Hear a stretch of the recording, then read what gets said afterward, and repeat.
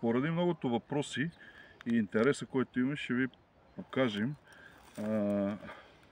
основни правила и принципи при извършването на резидба на зряло при лозата.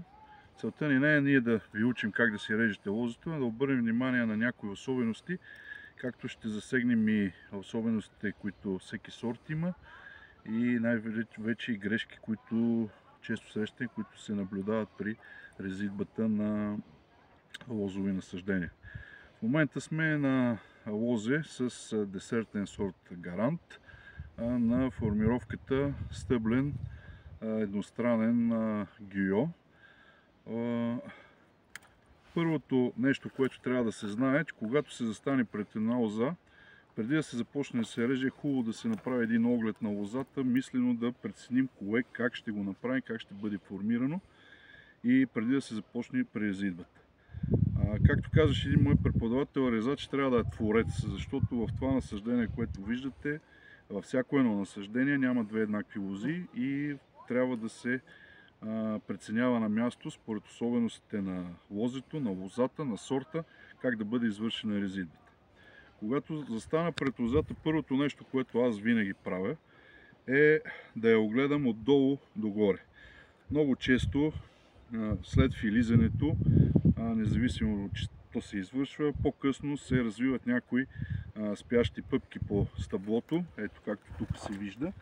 Те нямат никакво отношение към лозата и трябва да бъдат задължително премахнати. Ето по този начин до дъно.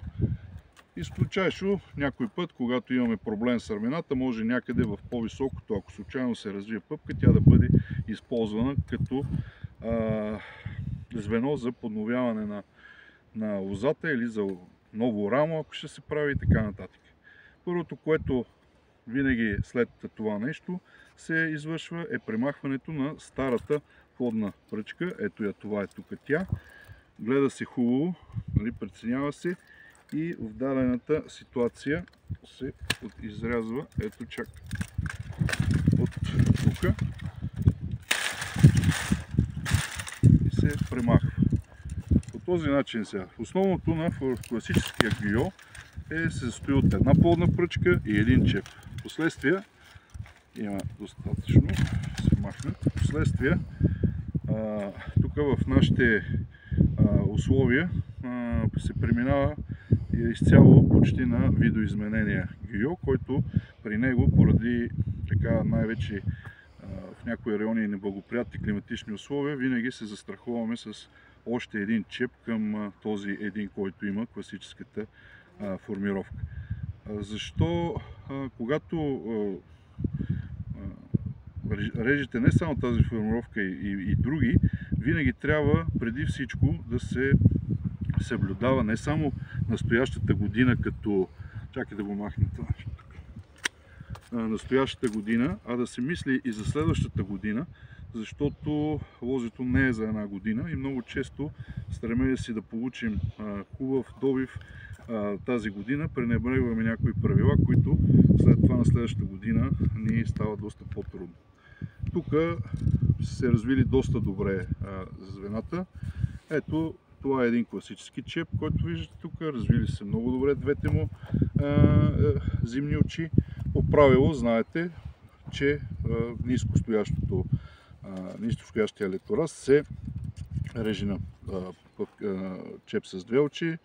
Ето по този начин се изрязва, като стремежът винаги е отреза да е косо срещу положен на пъпката. Така е по всички правила. Не винаги може да се направи, но стремежа, за да може плъча да не отива върху зимното око.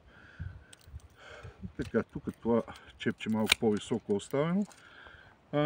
Ето го и нашето плодно звено за следващата година, което изчиства се от пластите.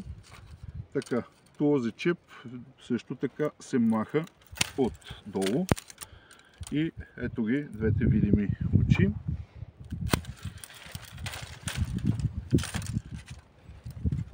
Малко е обиснала, но така, това е един летораз, който се е развил от разполагам тук долу ниско от ъгловото око, максимално